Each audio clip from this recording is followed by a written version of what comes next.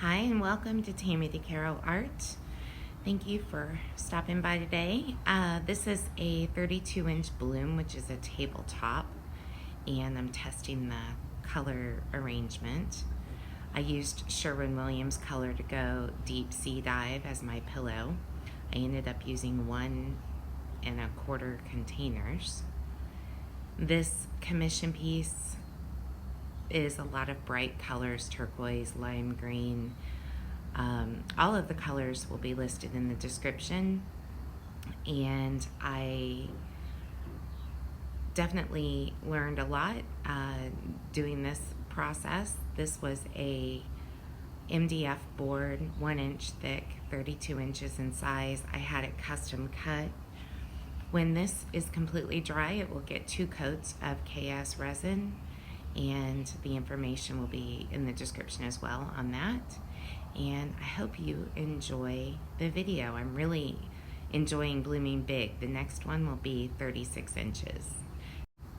I appreciate your comments and hope you follow so that when I get that 36-inch round canvas complete, you can appreciate all of the great things that went into that one. And I hope you have a great day. Enjoy the video.